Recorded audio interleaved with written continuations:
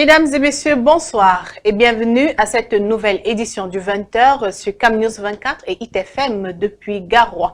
Tension politique à Makari. Le climat politique se dégrade à Makari dans le Logonéchari.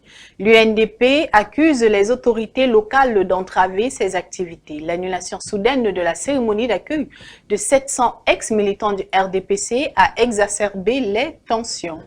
Issa Chiroma Bakari bloqué à l'aéroport. Est-ce un ordre de la présidence? Le candidat du FSNC à l'élection présidentielle du 12 octobre 2025 a été cloué au sol à l'aéroport international de Simalène à Yaoundé. Il n'a pas pu embarquer pour le Sénégal. Selon ses dires, un commissaire de police lui a indiqué que l'ordre venait de la présidence de la République. Voilà pour le sommaire de ce journal.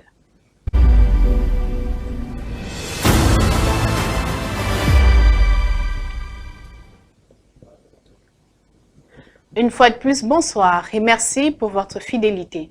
Le climat politique se dégrade à Makari dans le Logonéchari. L'UNDP accuse les autorités locales d'entraver ses activités. L'annulation soudaine de la cérémonie d'accueil de 700 ex-militants du RDPC a mis le feu aux poutres. Les militants de Bello Bouba Mangari dénoncent les manœuvres d'intimidation politique tandis que les autorités évoquent une question d'ordre sécuritaire. Le compte rendu d'Amadou Daïrou et Pascal Tanké. Les relations entre les autorités administratives et les militants de l'Union nationale pour la démocratie et le progrès, UNDP à Makari, dans le département du Logonéchari, sont devenues particulièrement tendues ces derniers jours. Le point de départ de cette escalade, une vague de démissions massives au sein du RDPC, le parti au pouvoir. Environ 700 militants de la localité de Mada, à une dizaine de kilomètres de Makari, ont quitté les rangs du RDPC pour rejoindre l'UNDP.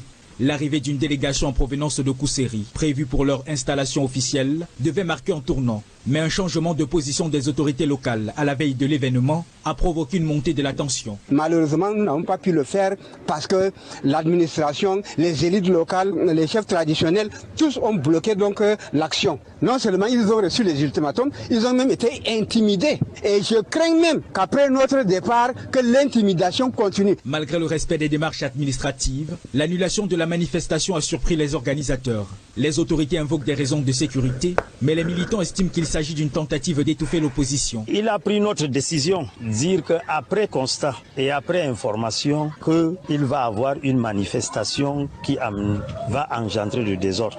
Et nous l'avons fait comprendre que ce n'est pas dans nos rangs. Nous nous sommes rendus compte que les élites politiques ont décidé que cette manifestation n'aura pas lieu. N'ayant pas été reçus par l'adjoint d'arrondissement, responsable local de l'administration, les militants dénoncent ce qu'ils considèrent comme une fuite stratégique et restent déterminés dans leurs revendications. Que nos nouveaux militants, les 700, nous avons leur liste et leur numéro de téléphone, qu'un de leurs ne soit pas touché ou intimidé. Si dans le cas, il arriverait que ces militants soient intimidés, nous allons aussi réagir négativement. Le climat politique déjà tendu semble se durcir à Mada à l'approche des élections. Ce face-à-face entre les autorités et l'UNDP révèle des fractures profondes au sein de cette partie du pays. Issa Chiroma Bakari, candidat du FSNC à l'élection présidentielle du 12 octobre 2025, cloué au sol à l'aéroport international de Simalène à Yaoundé. Le candidat à l'élection présidentielle n'a pas pu embarquer pour le Sénégal. Selon ses propres mots, un commissaire de police lui aurait confié que l'ordre venait de la présidence de la République. Un empêchement jugé arbitraire par l'ancien ministre qui souhaitait simplement se recueillir sur la tombe du président Amadou Ahidjo à Dakar. Visiblement indigné, Issa Chiroma lance un appel vibrant à la diaspora, à l'opposition et à la société civile à s'unir pour dire non à la confiscation du pouvoir. Reportage. Ce matin, alors que je me rendais au Sénégal pour une visite dont l'objectif était de me recueillir sur la tombe du premier président du Cameroun, son Excellence Amadou Ahidjo, dont la dépouille repose toujours au Sénégal, et par ce geste, rendre hommage aux pères fondateurs de notre nation pour tous les sacrifices qu'ils ont consentis afin que notre pays recouvre sa liberté, sa dignité et son indépendance. j'ai été arbitrairement empêché d'embarquer à l'aéroport de Yaoundé par décision d'un commissaire affirmant agir sur instruction directe lorsqu'un candidat à l'élection présidentielle est empêché de voyager. C'est tout un peuple qu'on empêche de respirer. C'est la preuve éclatante que le système en place redoute la vérité et craint la transition que nous portons. C'était censé être la feuille de route devant guider les actions de l'homme du renouveau. Son ouvrage pour le libéralisme communautaire, 40 ans après sa rédaction, les Camerounais se reconnaissent-ils dans la décentralisation ou la démocratie telle que décrite dans cet ouvrage?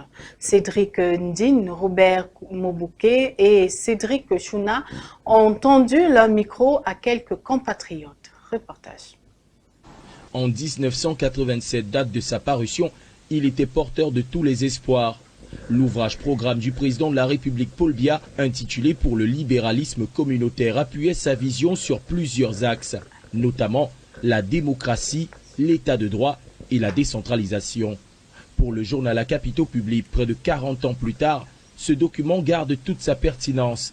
Mais qu'en est-il des Camerounais? Sont-ils du même avis que le Cameroun Tribune? Que veut dire d'abord décentralisation? Ça veut dire que chaque zone, dans chaque unité, chacun gère ses ressources et il met ça en valeur pour le bien de ces localités-là. C'est ça qu'on appelle décentralisation, non? Mais où est ça? On voit. Quand toi-même tu regardes, quand pour faire un petit travail, on parle toujours qu'il faut que signe des accords, il faut que le mot vienne de Yaoundé. Rien ne fonctionne pas. Et en plus encore, il n'y a pas l'état de droit au Cameroun. Quand il veut parler, il faut qu'on coupe pour t'arrêter. Tu veux dire ça, il faut qu'on te sorte le bâton derrière toi.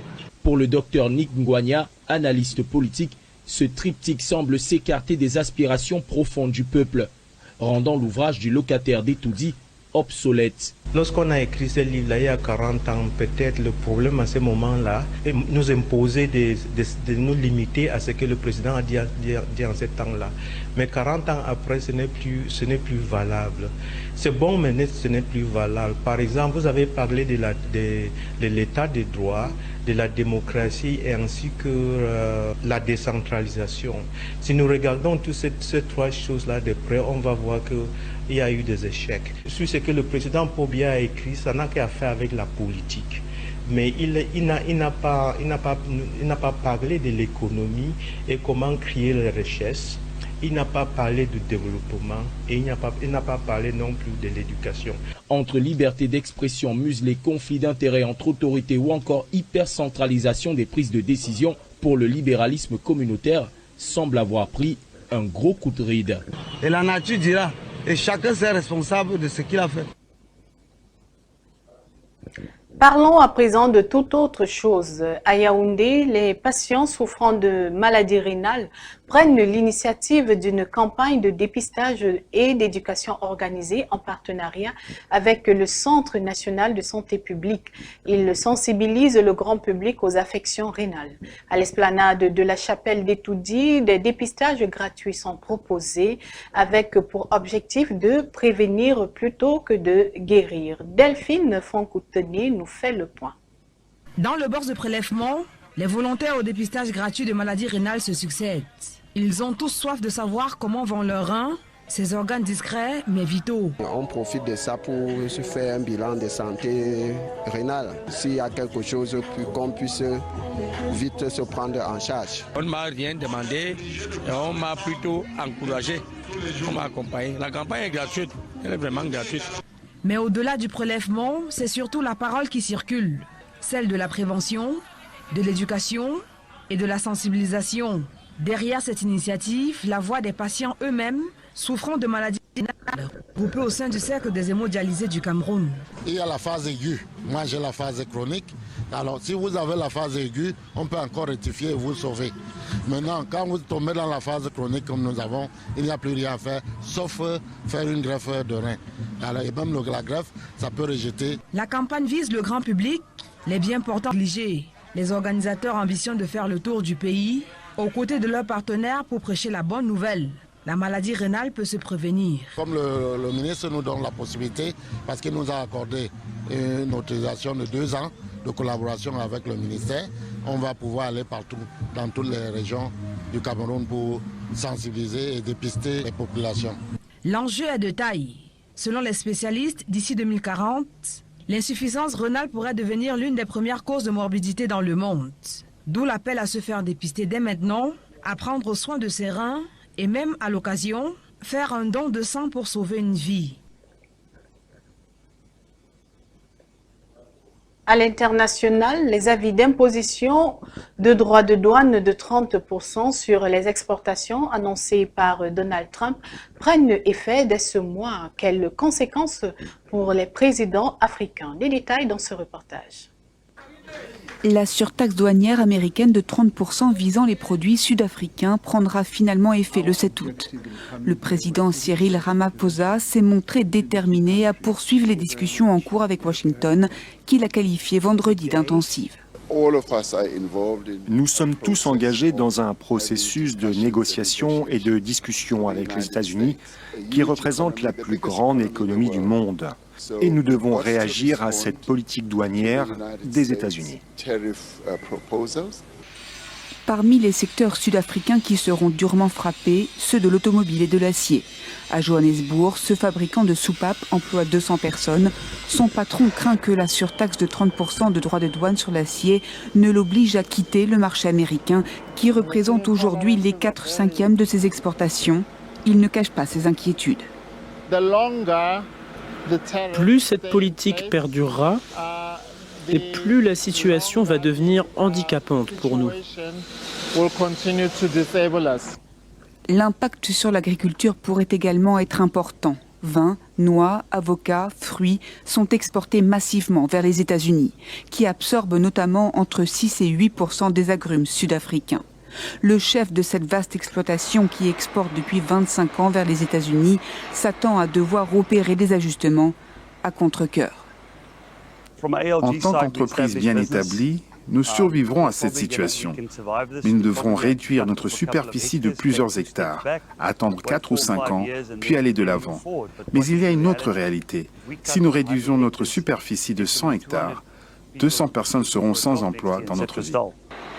D'après le gouvernement de la Banque centrale sud-africaine, ces surtaxes américaines pourraient coûter au total 100 000 emplois à la première économie du continent africain.